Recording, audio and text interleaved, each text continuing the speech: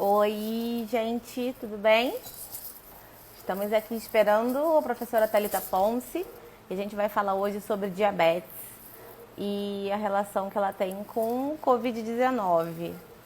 É um assunto atual, é um assunto que a gente tem muito a acrescentar, muito a aprender, e aí vamos aproveitar a presença aí da Thalita, que é uma autoridade no assunto. A Thalita é portadora de diabetes tipo 1. Então, acredito que a gente vai ter um papo muito legal. Deixa eu chamar ela aqui. Oi, Gi!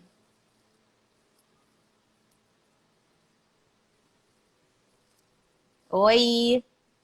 Oi, E aí, tá melhor agora? amiga. Continuo Tá. cotando aqui. Vamos ver. Tentar essa internet no 4G. Ver o E que aí? funciona melhor. Carlos!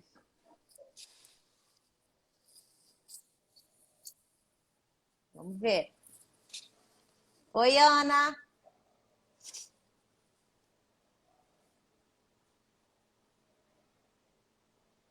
Vamos esperar a Thalita, que ela tá. E aí?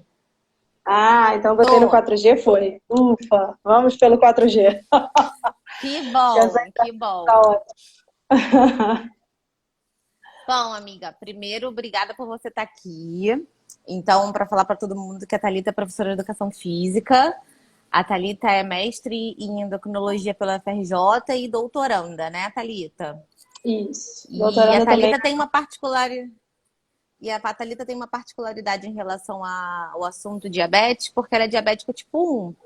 E aí isso traz muita autoridade e conforto quando ela vai falar isso pra gente, até para causar uma proximidade desse público que a gente está querendo alcançar e esclarecer. Então, vocês podem fazer qualquer tipo de pergunta, não fiquem sem graça, com vergonha, que não tem pergunta boba, ruim, não existe isso, tá bom? Fala de Vila Fofa. Então, amiga, a gente vai começar falando.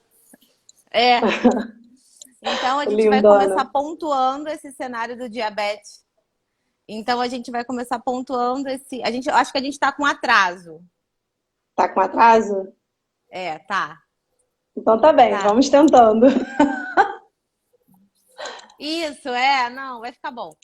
Vai ficar bom. Então o importante que a gente saiba, é que a diabetes tem um impacto importante na saúde da população mundial. A diabetes é considerada uma epidemia global, onde a gente relaciona o sedentarismo, a obesidade, a má alimentação. E os números são bem alarmantes, assim. A gente aumentou em 10 anos mais ou menos 70% no Brasil de população diabética. A gente entende que a maioria sobre diabetes tipo 2, que a Thalita vai explicar a diferença desses tipos de diabetes também. No Rio de Janeiro, a cada 100 pessoas, mais ou menos 10,4 são diabéticas. Então, isso vai desenrolando uma série de problemas e complicações, tá? Então, eu queria que a Thalita começasse falando pra gente o que é o diabetes, né? Então, gente, eu vou começar, como ela falou, definindo um pouco o diabetes, diferenciando os tipos Isso. de diabetes, mas só complementando a informação da Thalita, nas últimas informações da Organização Mundial de Saúde, nós estávamos em quarto lugar no mundo em diabetes. Ah, E a é verdade. expectativa em 20 anos é que a gente se mantenha no mesmo lugar. A gente não tem expectativa de melhora, né? Então, assim, isso é um dado bem relevante e alarmante para que a gente tome É cuidado. verdade. Como ela falou, um dos tipos do diabetes, por exemplo, o tipo 2, ele tem uma influência direta com a nossa qualidade de vida e alimentação. E é isso que eu vou tentar falar um pouquinho agora, né? O diabetes é uma doença que se caracteriza por uma dificuldade, né, no controle da glicemia circulante. A gente não consegue ter um controle adequado da glicemia circulante. A gente tem uma alteração nessa glicemia. E isso pode acontecer por diversas vias, diversos fatores. E é aí que entra a diferenciação dos tipos de diabetes. Né? A gente naturalmente fala muito em diabetes tipo 1 e diabetes tipo 2, que são os mais conhecidos. Eu sou portadora do diabetes tipo 1, né? Eu tenho diabetes tipo 1 há 16 anos já. Mas a gente tem também diabetes tipo 2, que é o que tem maior incidência, quando a gente pega os números, né? No Brasil, 95% da população tem diabetes tipo 2 e 5% tem tipo 1, entre outros tipos, né? E a gente ainda tem o diabetes gestacional, o diabetes MOD, que é um diabetes que está largamente descrito, mas com uma incidência bem menor. A gente tem o diabetes neonatal, né? O neonatal, o gestacional, são conhecidos tradicionalmente como transitórios, como situação transitória, né? Mas eles existem. E a gente tem também o diabetes LADA, que é como se fosse um diabetes tipo 1 no adulto, que a pessoa desenvolvesse acima dos 35 anos. Então, ela começa com o diagnóstico de diabetes tipo 2, fazendo uso de hipoglicemia antioral, e ela evolui muito rápido para o uso de insulina. Né? Então, assim, para a gente começar a compreender melhor o diabetes, eu vou falar um pouco mais do tipo 1 e do tipo 2, que conseguem diferenciar isso um pouquinho melhor, né? O diabetes tipo 1, ele é classificado como uma doença autoimune, né? Que é o que eu tenho. É como se as minhas células do meu corpo entendessem como estranhas as minhas células produtoras de insulina. E elas passam a atacar essas células, levando à destruição. E aí acontece, por exemplo, vou usar o meu exemplo, né? Quando eu descobri, eu tinha uma produção muito baixa de insulina, que não era suficiente. Então, eu comecei a apresentar níveis elevados de glicose no sangue e todos os sinais e sintomas do diabetes, né? Quando você passa a usar insulina, você naturalmente vai zerar a produção do pâncreas por uma informação que tem alguém trabalhando por ele, grosseiramente falando. Já o diabetes tipo 2, ele não tem esse problema. Ele tem a produção de insulina. Num primeiro momento, ele ainda tem produção de insulina, mas ele não tem o receptor, a informação na célula para que ele receba essa insulina. O erro está dentro da célula, né? E aí é que a gente consegue diferenciar. Por que quando a gente vê uma pessoa com tipo 1, ela faz uso de insulina exógena, né? Ela pega a canetinha dela de insulina e aplica, e quando a gente vê o tipo 2, ele faz uso de um remedinho que a gente chama de hipoglicemia antioral. Porque aí o objetivo é trabalhar essa sinalização intracelular para que o receptor vá para a membrana da célula e receba a insulina. E aí, com os outros diabetes, existem diversas... vai se desmembrar em diversas fisiopatologias, mas acho que vale hoje, como nosso tempo é curto, focar nos dois principais, né? Legal, ficou ótima a sua explicação e a diferença de diabetes tipo 1 e diabetes tipo 2. A Regina fez uma... A Regina, desculpa te cortar, ela fez um gancho rápido aqui sobre o DM3, a gente no final vai bater uma bolinha sobre ele, que tá realmente dando spoiler. Tá dando spoiler. Regina tá dando spoiler no finalzinho. O DM3, que está cada vez mais em alta e cada vez mais discutido. É verdade, a gente vai falar sobre ele. Mas eu acho que é importante a gente falar da diferença de diabetes tipo 1 e diabetes tipo 2, porque a população em geral tende a entender que é uma coisa só, né? E os mecanismos e vias e tratamento também é diferente. E até a interação do exercício também é diferente, que a gente vai falar mais à frente, né? E até então, importante, você lembrou, posso só falar mais uma coisa? No DM2, a pessoa pode evoluir para fazer uso de insulina, sem necessariamente ela ser um diabetes LADA, que é diferente, né? O diabetes LADA, em muito pouco tempo, ele evolui para o uso de insulina e começa a fazer um tratamento como se fosse um DM1. É diferente do DM2, que por vezes ele precisa fazer o tratamento em paralelo, do hipoglicemia antioral com a insulina. Mas essa transição para o DM2, usar a insulina exógena, quando não é alguma característica de algum tipo de DM2 ou é quando a pessoa não faz um controle glicêmico eficiente e, enfim, ajuste de alimentação e essas coisas? Então, isso é, assim, o grande barato da diabetes é que ela é multifacetária, né? Ela tem diversas formas de se apresentar. Mas, de forma geral e grosseira, a gente fica atento à questão do controle. Se o controle não está acontecendo da melhor maneira, a pessoa continua ganhando peso ou não está perdendo peso, né? Ela pode gerar uma resposta vamos dizer assim, grosseiramente falando, seria um feedback negativo, né? Ela tem insulina circulante, mas ela também está com muita glicose circulante, porque mesmo que ela tome hipoglicemia antioral, ela não está controlando bem. Então, assim, ela começa a não ter resposta. E o pâncreas vai pensando, eu estou trabalhando à toa, e vai diminuindo o trabalho dele. Enfim, por diversos motivos, mas a condição de um tratamento adequado faz a diferença para que você não venha a evoluir para um tipo 2. Mas outros motivos também podem causar. Entendi. Bom, então, se alguém tiver alguma pergunta em relação a essa explicação que a Thalita deu, excelente, sobre tipos de diabetes, o que é o diabetes, pode ir mandando pergunta, tá, gente? Então, agora a gente vai falar mais em relação ao coronavírus, ao Covid-19 e a interação do diabetes. Então, por que se tem falado tanto que o diabetes é fator de risco para o Covid, né, Thalita? Então, na verdade, o diabetes ele não é fator de risco para ter o Covid. Não é para pegar o Covid com mais facilidade, mas para agravar o Covid. Então, assim, o que vai se associar? O que vai fazer com que a pessoa tenha maior risco de agravar o Covid? Né? Se ela não tem um diabetes bem controlado, ela tem mais processos inflamatórios.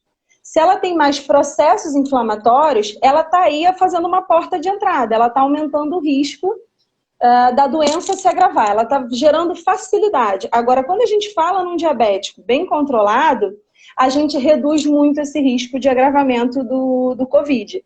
Então, assim, acho que a coisa básica e principal que a gente precisa entender é que o problema não é ter o diabetes, não é isso que faz ter risco.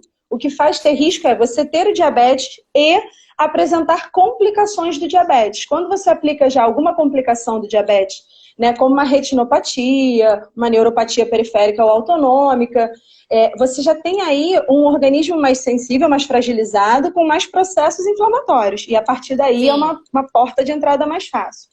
E aí esse risco maior também está associado à idade. Infelizmente, né, o DM2 é o que tem maior risco, pelo tempo de exposição, pode ser, pelo controle, né? E pela idade, que por si só, com ou sem diabetes, já é uma condição de risco para agravamento da doença. Agora, por exemplo, um DM1 bem controlado, ele não é considerado como um fator de risco grave para o agravamento assim, do Covid. É claro que a gente não pode dar bobeira, né? Assim, a gente tem que lançar a mão de todas as alternativas para que a gente mantenha um bom controle da glicemia. Né? Mas é isso, basicamente. Principalmente de controle de hemoglobina glicada, né?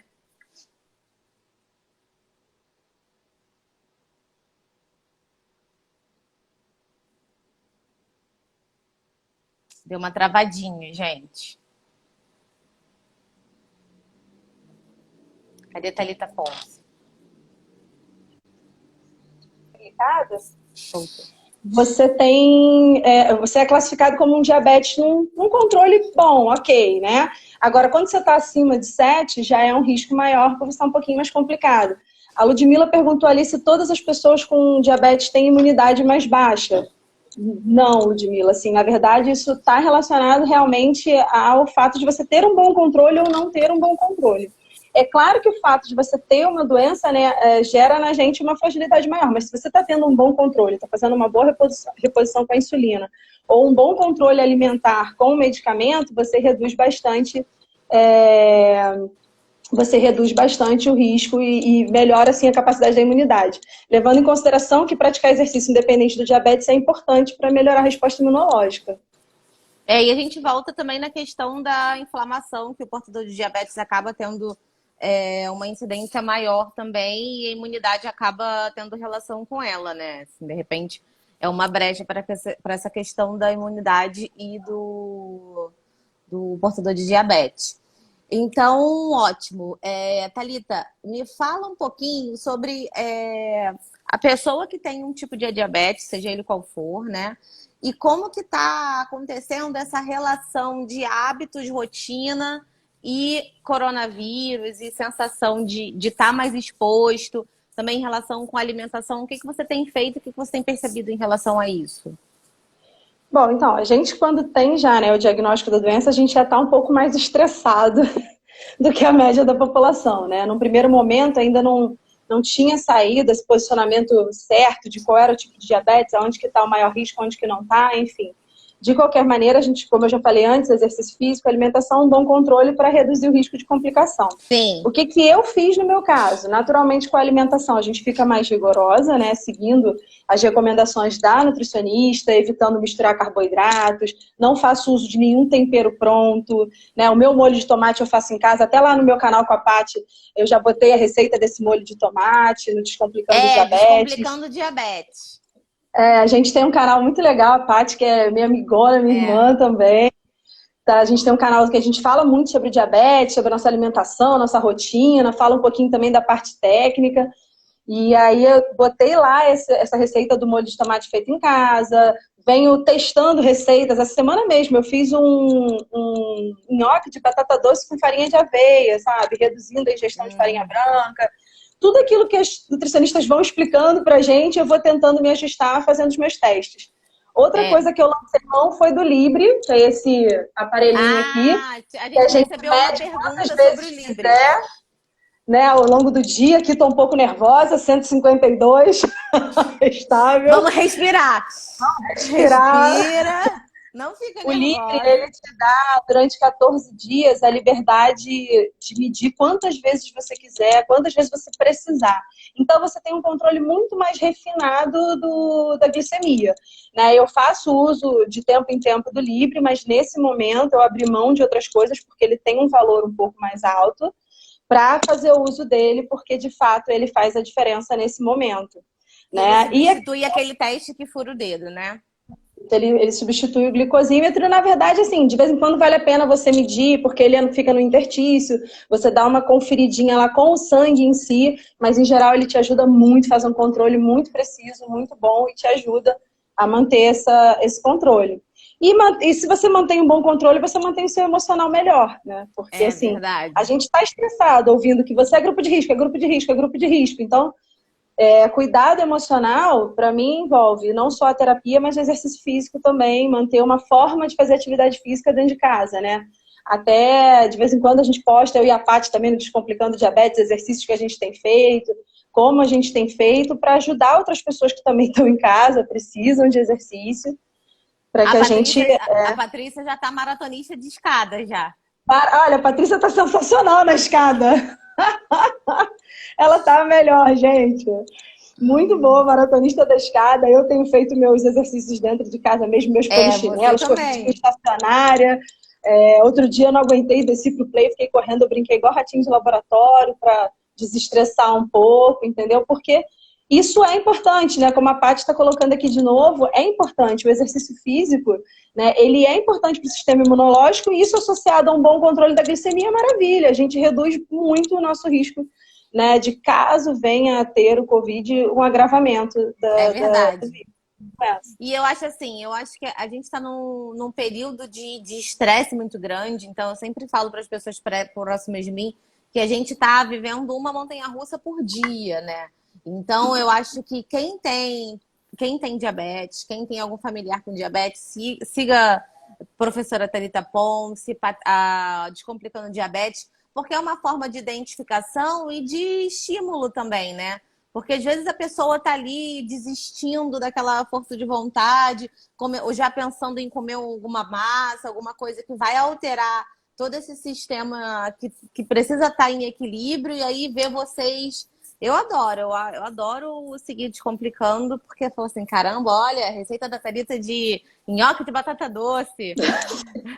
E olha que essa receita pegou, eu achei um barato, porque minha tia, que é super difícil, adorou, assim, tipo, minha tia é super difícil com receita nova, assim, light. Faz pra mim, faz pra mim. Uma coisa interessante ali, que a ansiedade, ela altera também, ela descompensa a nossa glicemia. Né? Então, assim, é uma briga constante para que a gente se mantenha bem controlado. Então, e tem um aumento de produção de cortisol, que vai interferir também na imunidade, né? Sim, exatamente. Os hormônios contra-regulatórios, eles vão atuar nesse processo, né, de estresse e ansiedade. Então... E sobre o exercício? O que a gente pode falar sobre a importância do diabetes e o exercício físico? E fala aí. Então, a gente falando um pouquinho assim de como o exercício físico pode colaborar para o controle do diabetes é muito interessante, porque o exercício físico ele tem uma atuação similar ao que acontece, por exemplo, vou falar aqui já como um exemplo, no diabetes tipo 2, a gente não precisa do remédio para ir lá avisar na célula para sinalizar, o exercício ele tem essa atuação, né? Ele, sem a insulina, sem a via da insulina ou outras vias, ele consegue ativar a sinalização intracelular para receber a insulina. Ou seja, então o exercício torna a gente mais eficiente nessa captação de glicose, né? Então o que acontece? Numa pessoa normal, ela vai começar o exercício físico, ela começa aquele movimento de contração e relaxamento do músculo, começa a ajudar o estímulo da célula para receber essa glicose. Com isso, a gente baixa o estímulo à ação da insulina, tem um aumento dos hormônios contrarregulatórios, e aí a gente consegue equilibrar e não entrar em hipoglicemia durante o exercício. Isso é uma pessoa normal, que não tem diabetes. Uma pessoa que tem diabetes, ela não tem produção de insulina, né? E ela vai ter essa ação de aumento dos hormônios contrarregulatórios. Então, o que acontece? Apesar de também ter esse incentivo da célula para captar a glicose, a gente precisa estar com o tratamento em andamento. Por quê? Eu queria deixar bem claro aqui que o exercício, ele é um tratamento, sim, para o diabetes, mas ele nunca vai substituir nem a insulina, nem a hipoglicemia antioral, nem ninguém. Ele é um parceiro, né? Então, voltando para essa ideia do exercício, eu não tenho presença de insulina, eu tive aumento de hormônio contrarregulatório lá que vai fazer o quê? Vai avisar para o meu corpo para produzir glicose. Essa é a função dele, né? Então eu tenho que estar com a minha insulina basal bem dosada, eu tenho que estar com a minha insulina rápida bem dosada, tomada no tempo certo, ou com o meu hipoglicemia antioral também bem ajustado, porque aí eu vou ter essa compensação e essa resposta durante o exercício. Então o grande barato do exercício físico é que ele atua como um similar, um parceiro do tratamento, ajudando a célula a receber a glicose, né? A melhorar essa captação da glicose, para que a gente tenha energia, para que a gente realize atividade física ou as outras tarefas do dia a dia. E uma coisa muito importante, que você acaba por diminuir, por exemplo, a insulina a longo prazo, é porque você, por exemplo, 2 horas depois, de forma aguda, você ainda tem ali uma captação daquela glicose pós-exercício. Se você começa a fazer isso de forma cíclica, né? Dia sim, dia não, ou todos os dias algum estímulo, você começa a diminuir a necessidade ou de dosagem de medicamento ou da quantidade de insulina, né? Então, assim, como eu falei antes, desculpa, não vai nunca substituir, mas ele vai sempre ser o melhor amigo e o grande parceiro. E existe uma quantidade de dias eficiente e de forma clara na literatura sobre quanto que você vai fazer de exercício e o quanto que aquele efeito agudo do exercício vai trazer de benefício para esse processo? Então, o diabético, ele não tem um guideline pronto de exercício para ele. Tipo assim, como tem que ser o exercício para o diabético. Porque se ele tiver um bom controle da doença, ele vai se enquadrar em nas atividades corriqueiras. O importante é que seja cíclico, né? Alguns, eles chegam a recomendar na SBD que sejam em dias alternados, né? Dia sim, dia não, você ter o estímulo. Uma condição que eu acho importante sinalizar aqui é que, por exemplo, tem pessoas que tendem a treinar à noite, gostam de treinar à noite, mas para um diabético tipo 1, por exemplo, isso pode aumentar o risco de hipoglicemia, né? Então, isso é uma coisa para a gente ver se tem um controle e um domínio desse manejo para treinar à noite. Em geral, os médicos, os professores, né, quando veem que está começando a trabalhar com aquela pessoa, recomendam pela manhã ou na parte da tarde. Não é que seja proibido, né? Não é que seja proibido, é questão de você se conhecer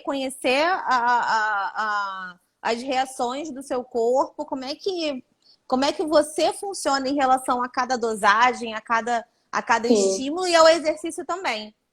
Sim, né? Porque assim, é real, eu já experimentei isso. A gente treina à noite, chega naquela motivação, aí naquelas vezes na distração você vai comer o que você está acostumado a comer, vai tomar a mesma quantidade de insulina, e quando você vê, você teve o exercício ali, que como eu falei para vocês antes, 2 horas depois, a gente ainda tem o efeito do exercício fora a via da insulina para melhorar a captação da glicose. O que acontece? Sua glicose vai lá no pé, você baixa e tem hipoglicemia noturna.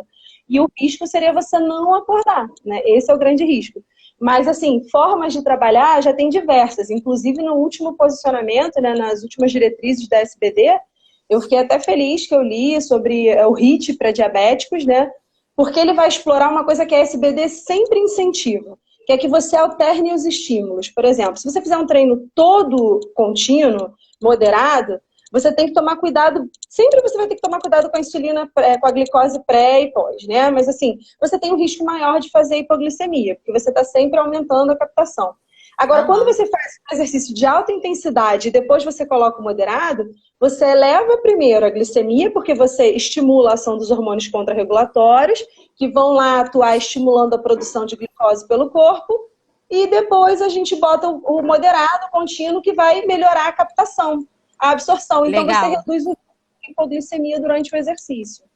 Sobre o exercício, uma outra informação que eu acho muito importante é a gente pensar na glicemia pré-exercício. A glicemia pré-exercício. É um ponto importante. Importante.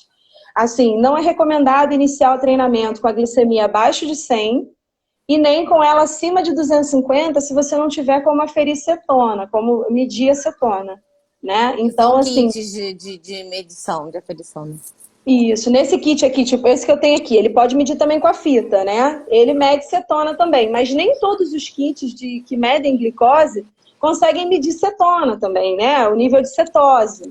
Então, você não é o ideal que acima de 250 a 300, se você não tem como aferir isso, você averiguar, você estimular o exercício, tá? Então, o ideal é abaixo de 100 não começar. Aí o que você pode fazer? Você vai fazer a ingestão de um carboidrato e vai fazer aquela brincadeira do 15 para 15. Né? 15 gramas, 15 a 30 gramas de carboidrato, espera 15 minutinhos e vai aferir a glicose novamente. Quando você tiver com ela entre 100 e 200, maravilha, e você começa a atividade física com uma segurança maior, evitando o risco de hipoglicemia. E quando a gente tem hiperglicemia? Quando tem hiperglicemia, o ideal é que não se faça naquele dia, assim. É claro que existem pessoas com controle muito rebuscado, que têm um outro domínio da doença, né? Então, assim, essas pessoas talvez tenham as suas alternativas. Eu mesma, às vezes eu tô aqui no meu 250, 300, se eu tiver tempo, eu tomo uma insulina, espero 1 hora e começo depois.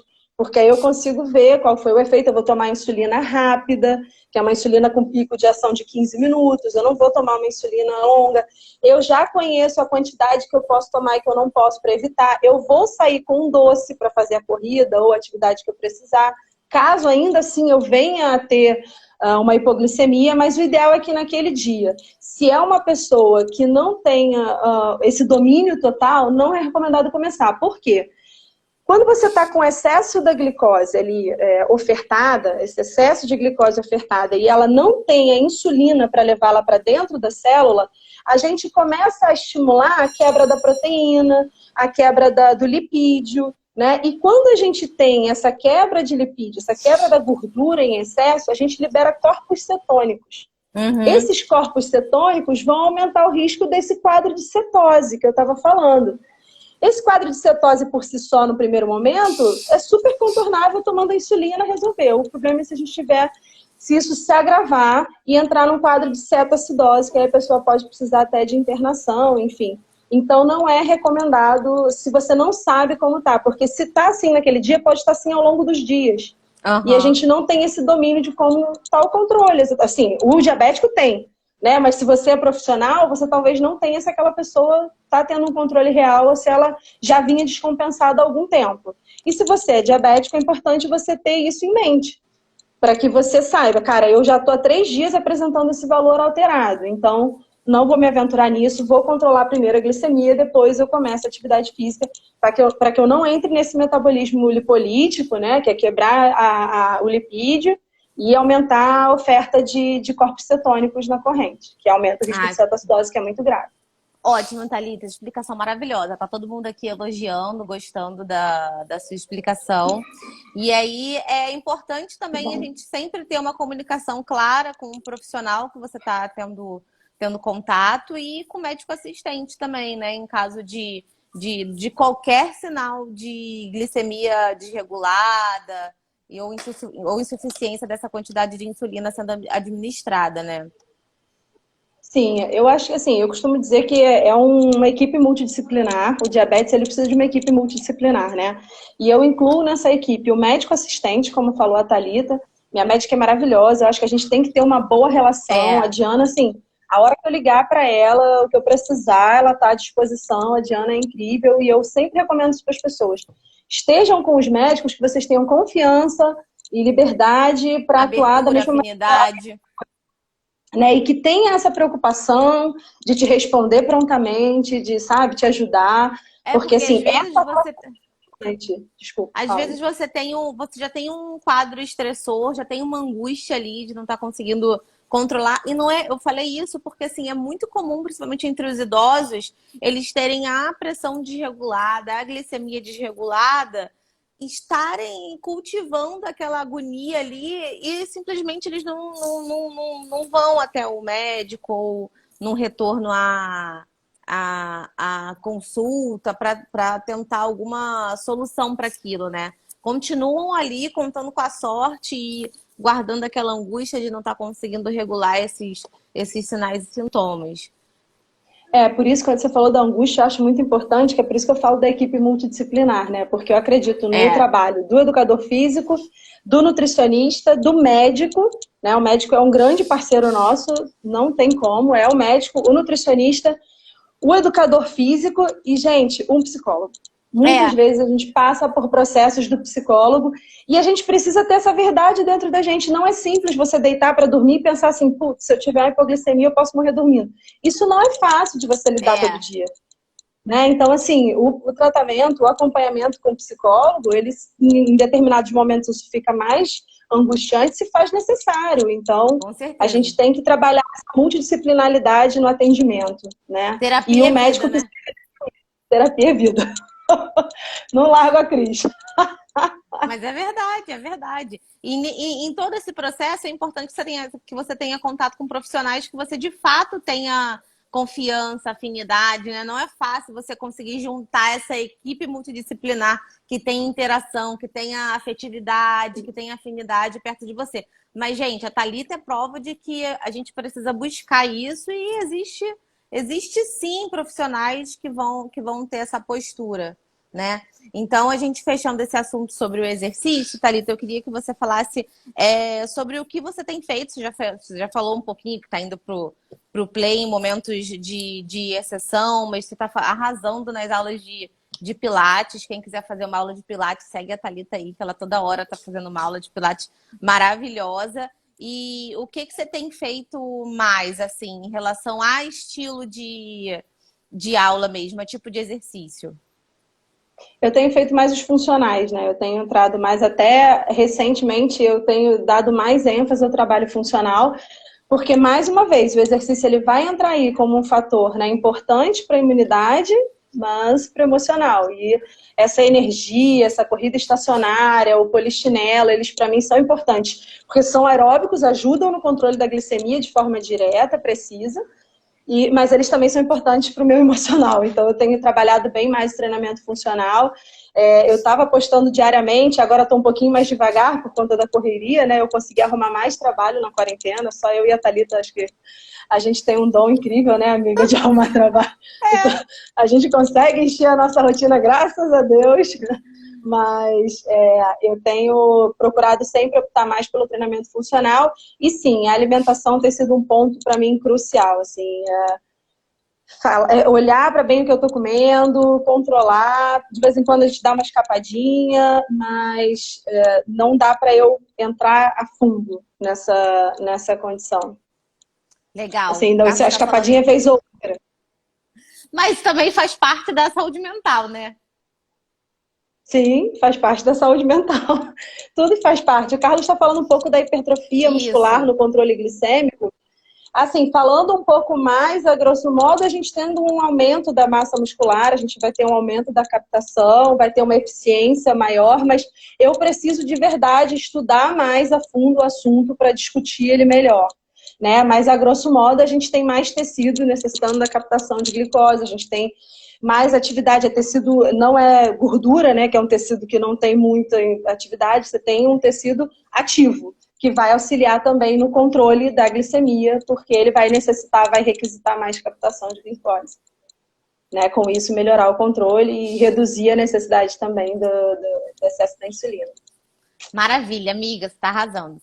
Olha só, eu queria falar, eu até li hoje sobre Estava procurando alguma coisa nova em relação ao idoso e o diabetes, né? E aí eu li um artigo, na verdade uma parte de um livro que é que é um livro sobre funcionalidade, envelhecimento, que ele fala sobre a marcha do idoso, né?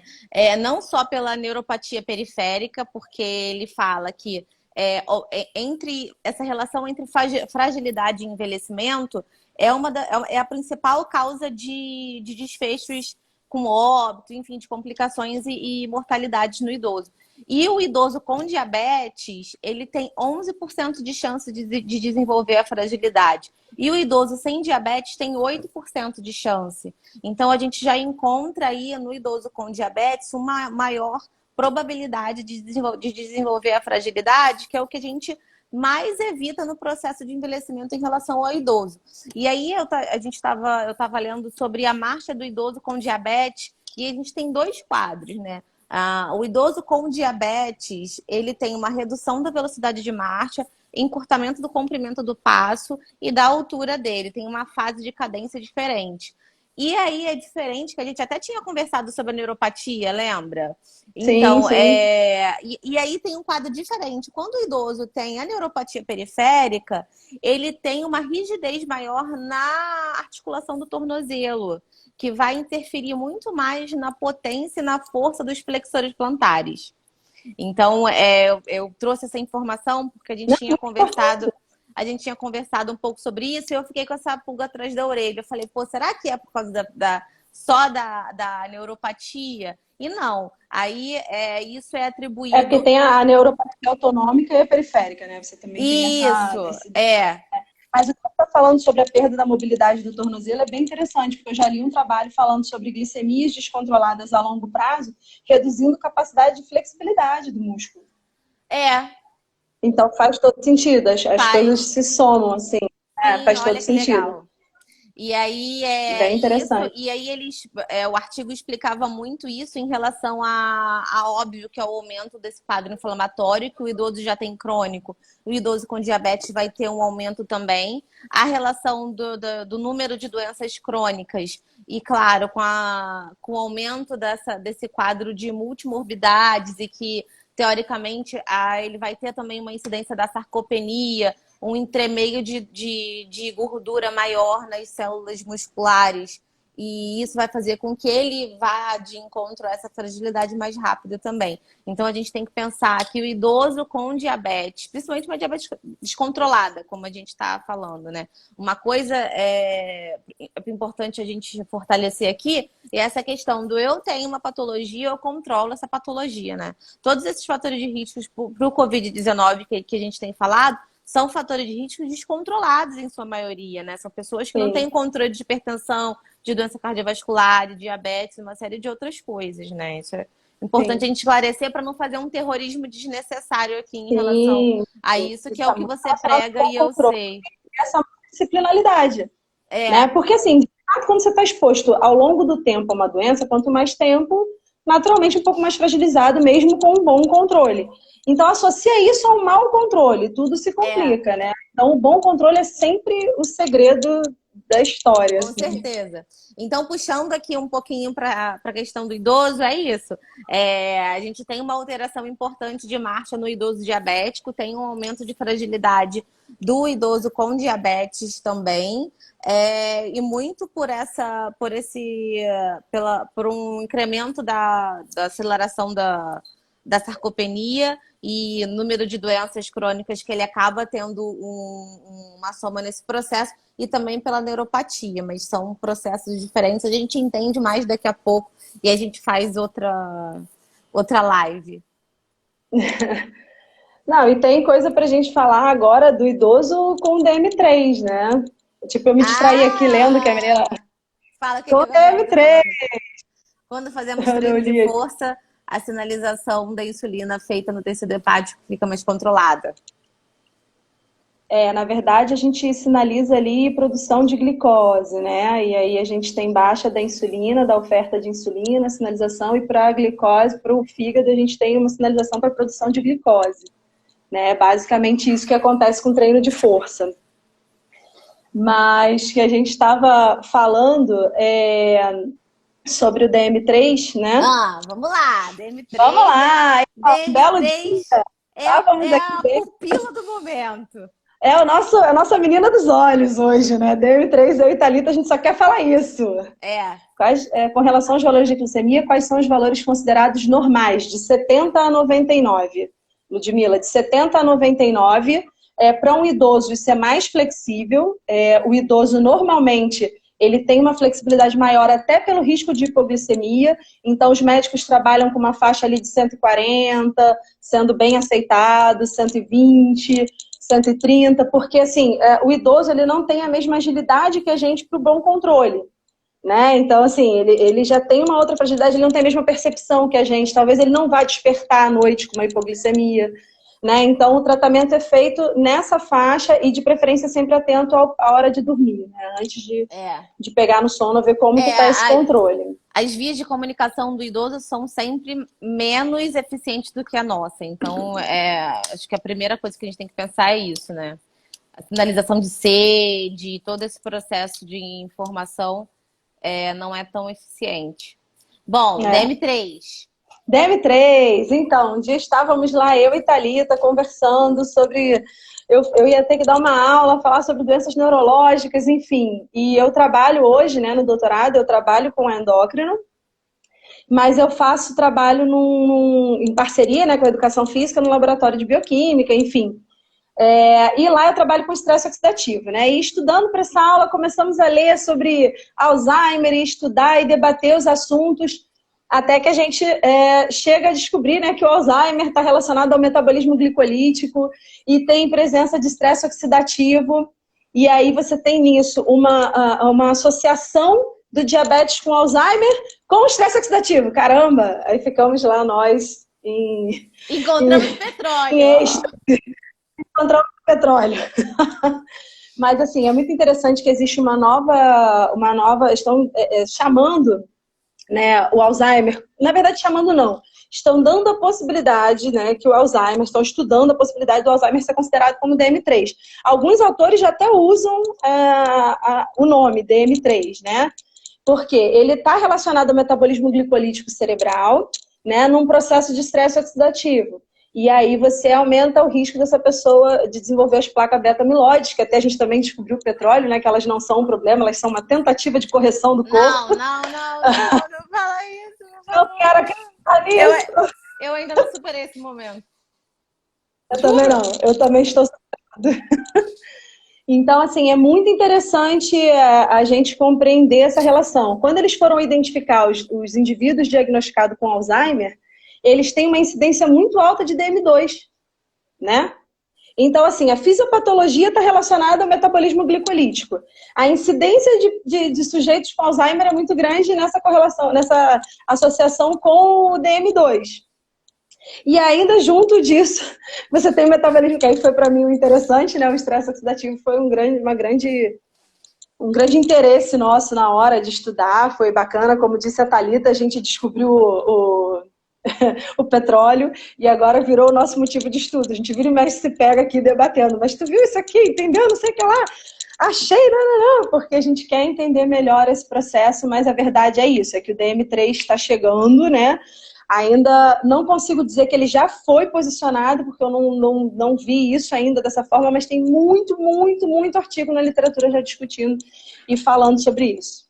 Ele não foi ainda, eu acho que essa relação com Alzheimer ainda está um pouco obscura, mas já se sabe que já está bem massificado na literatura que a resistência entre obesidade, resistência à insulina, diabetes tipo 2 e é o que vai causar essa disfunção cognitiva, né? Então Sim. A gente tem obesidade, resistência à insulina e o diabetes tipo 2, ligado a essa disfunção cognitiva. E aí isso abre pra gente uma série de outras questões, até em relação à minha tese de mestrado, que fala sobre o exercício de dupla tarefa no ambiente de reabilitação cardíaca, né? Que, teoricamente, Sim. A gente está acreditando muito nessa possibilidade desse público que frequenta a reabilitação cardíaca, que é um público inflamado, com doença crônica, com diabetes, ter uma probabilidade de declínio cognitivo alta, e aí a gente sabe que um declínio cognitivo, junto com perda de funcionalidade, vai se caracterizar uma demência, e aí ela pode ir em sua grande probabilidade para a doença de Alzheimer, quando você tem uma perda de memória mais aparente durante esse processo, né? E aí, mas assim, eu li que isso acontece por essa hiperglicemia crônica, Sim. né? E também pelo mau funcionamento da insulina, que vai atingir áreas corticais e subcorticais. Então, a gente vai mais ou menos por esse caminho aí. O processo de envelhecimento, ele traz por si só declínio cognitivo, por uma série de eventos. Isso tem relação com a doença cardiovascular. E a gente tem esse quadro do diabetes tipo 3, que é um carinhozinho no coração de que a gente está no caminho certo, né? Sim, total. Assim, essa associação da fisiopatologia é o que você falou, né? Tipo, é o segredo, é o que faz o carinho no coração para a gente seguir em frente tentando entender. É difícil a gente falar muito ainda sobre, né? Mas que existe um caminho muito bem traçado nessa direção para a gente compreender melhor. Acho que a sua dissertação vai ser incrível em relação a isso, porque vai ser um momento de abrir águas, né? Abrir caminhos para a gente estudar o tema. Amém, amém. E colaborando, né? Quem sabe a gente coletar esses dados. Pena que o meu último nome é Silva, não é Cesarete. Ah, mas vai ser Cesarete, vai arrasar. Porque quem sabe a gente não consegue também fazer esse trabalho com estresse oxidativo para ver se, assim, o aumento de estresse oxidativo tem... Porque, assim, uma das questões que eu li, né, a respeito do DM3 é entender se um organismo já mais inflamado, mais estressado previamente, já está mostrando esse risco de desenvolvimento do Alzheimer e do DM2. Sim. Né? Então, seria interessante no futuro dos estudos a gente conseguir avaliar isso também, né? Exames de pré-diabetes ou pessoas mais novas. A relação do tempo de exposição. Porque aí isso vai ser para os dois. Desculpa, pode falar. A gente tem também... A gente tem também uma abertura aí de outros tipos de demência, né? Então, tem uma demência muito nova, que é a Leite, que ela tem uma fisiopatologia parecida com a doença de Alzheimer, e pode ser que muito dos diagnósticos de doença de Alzheimer, na verdade, não sejam doença de Alzheimer. Então, tem muita coisa ainda pra gente descobrir, mas eu acho que a Thalita, para mim, é um exemplo de uma pessoa que tem uma patologia e que ela vive de verdade o cuidado, o autocuidado com seus erros e acertos, porque a vida são erros e acertos, né, gente? Somos isso, né? A Regina tá falando que o pai dela chegou a 800 de glicemia, sem sequela aparente, depois descobriu o Alzheimer. Olha aí, que relato interessante, né? Acho que o estudo é muito interessante. Obrigada, Regina! Vamos estudar, Reginita! Estamos firmes aí tentando pegar esse pessoal, tirar o sangue dos idosos, tadinho. Eu já sou conhecida por tirar o sangue dos outros. Imagina, pegar os idosos vão querer me matar pra gente estudar essa resposta do estresse oxidativo. É verdade. Deixa eu ver aqui as perguntas. Vamos lá, vamos ver o que a gente tem de perguntas. Ó, olha, mulher maravilhosa, sabe tudo aí, ó. Essa é pra você. Pra você, amiga. Qual a relação do exercício para a melhora do diabetes? Tomo 1 e 2 e 2. Não entendi muito, não. O tipo 1 e tipo 2, provavelmente. Qual a relação do exercício para a melhora do diabetes? Tipo 1 e tipo 2. Então, o exercício, ele vai atuar, por exemplo, nos dois, ele vai atuar na redução de medicamento, né? Na insulina, você vai ter que ter um cuidado, por exemplo, na quantidade de insulina que você vai tomar, no tempo que você vai tomar essa insulina, por exemplo. Se eu vou fazer uso da minha insulina de resposta rápida e ela tem um pico de ação em 15 minutos, eu não posso tomar ela 15 minutos antes do exercício, senão eu estou favorecendo a ter uma hipoglicemia. Né? Então, esse controle do uso da insulina para o exercício físico, ele tem um impacto maior do que a pessoa que faz hipoglicemia antioral. O hipoglicemia antioral, se ela se mantém controlada, tá tudo bem, ela vai poder fazer o exercício físico dela dentro da intensidade dela, dentro da condição dela, e também vai ajudar ela a reduzir, porque como eu falei lá no início, o exercício físico, ele é uma via de melhora de captação de glicose sem insulina, ele é uma via extra-insulina de melhora de captação de glicose. Então, se a pessoa tem um diabetes bem controlado, tipo 2, ela provavelmente vai reduzir a quantidade de hipoglicemia anti-oral. E se ela tem o tipo 1, ela vai ter que ter um controle melhor, né? Saber se a glicose está abaixo de 100 ou acima de 250 pré-exercício. Para o tipo 2 também é muito importante uma glicose acima de 250 pré-exercício, porque se ela estiver mantendo essa glicemia alterada, o risco é muito grande, né, dela entrar em quadro de cetoacidose, né, de outras condições mais graves, mas ali, no curto prazo, a preocupação maior fica na insulina e no tipo 2, num bom controle geral, todos vão ajudar a baixar medicamento, quantidade de Tá medicamento. Nunca ótimo. Tem substituir. uma que legal, olha. Hum. Diabetes ataca mais os homens ou as mulheres? Tem relação? Não sei responder. Olha que engraçado, não sei responder isso.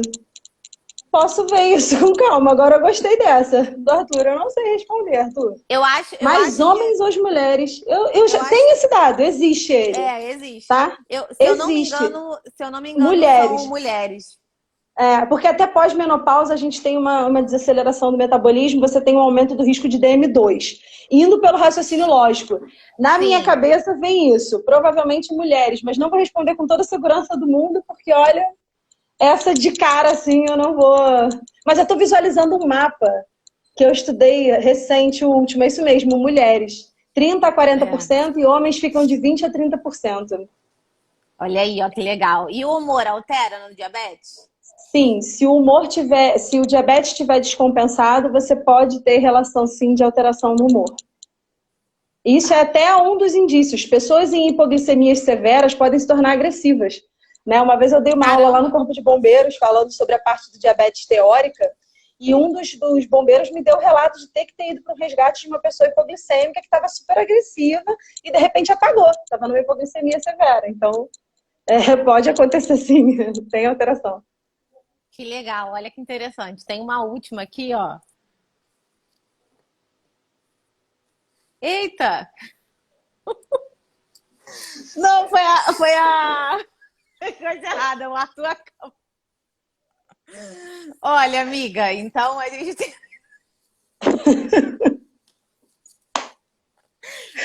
A mais gente vai 6 minutos. 6 Vamos minutos. lá, respira, vamos nos despedir dessa live maravilhosa. Eu Vamos. vou editar essa parte, vou cortar. Edita.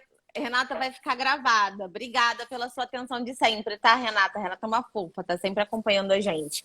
Bom, muito obrigada pela sua companhia, pela sua ajuda sempre. Vamos seguir aí esse assunto tão bonito, tão rico e tão útil que é falar sobre diabetes tipo 3.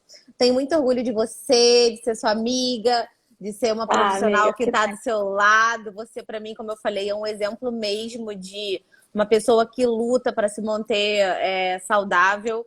E também, quando a gente tem que beber uma cerveja, comer alguma coisa, também comi. E aí, é isso aí, vamos para frente. E parabéns mesmo pela pessoa que você é, pela profissional que você é. E muito obrigada por estar aqui dividindo esse espaço comigo. Já já a gente vai fazer uma live sobre DM3, né? Sim, já uma live só sobre DM3, a gente vai discutir muito mais, assim, de forma muito mais aprofundada. Hoje fica difícil, né? Porque o tema é complexo, é amplo, é discutível, então, assim, muitas questões poderiam surgir no meio, né? De toda forma, a gente pode fazer uma outra live e falar só sobre DM3, porque virou o nosso coraçãozinho aqui, mas eu queria muito agradecer a oportunidade de estar aqui, agradecer toda a interação, as perguntas, agradecer as pessoas que estão aí participando. Obrigada, gente, foi muito bacana. O pessoal interagiu pra caramba. Tem o Descomplicando Diabetes, onde eu tento conversar bastante. Quando as pessoas me chamam em inbox, eu respondo. Tento postar lá um pouco mais da rotina, alimentos, condições também técnicas de leitura de artigo. A gente bota lá bastante informação nova, enfim. A próxima que a gente quer falar um pouquinho mais sobre essa questão do HIIT, enfim. É muito bom a gente poder dividir tudo aquilo que a gente estuda e o que a gente vive, né? Porque isso é uma forma da gente somar com as pessoas. A gente soma não só... Eu gosto de perceber que a gente pode somar com um profissional que vai atuar com alguém como eu, porque eu sei de como eu vivi num momento quando eu sentia a necessidade disso, né? De um profissional que conseguisse me compreender. E, ao mesmo tempo, poder trocar com a pessoa que tem a doença e entender assim, cara, a nossa vida pode ser normal, tranquila, leve, vamos lá e vamos em frente, porque o diabetes bem controlado é vida normal, como a Thalita falou, vez ou outra a gente toma uma cervejinha, a gente nunca exagera, né? Não pode exagerar, não pode perder a mão, mas assim, um brinde, uma brincadeira, um petisquinho. E mantém-se o controle, o Libre está aqui sempre firme e forte, né? Pra gente não deixar a peteca cair. Mas muito obrigada, amiga, seu trabalho é incrível, Envelhecer Bem tá maravilhoso. O novo Obrigada. Canais também, você é uma inspiração para mim por toda a sua luta e todas as suas conquistas, que são através do seu trabalho. Isso é muito lindo de ver. Obrigada. Obrigada! Então, olha, um beijo para todo mundo e podem mandar dúvidas. A gente vai fazer um post falando sobre isso de repente, né? E aí, mas quem ficou com alguma dúvida daqui a pouco, começou a pensar, tem algum insight, fica com a dúvida, pode mandar pra gente. Tá bom, gente? Muito obrigada. Um beijo. Beijo, gente. Obrigada.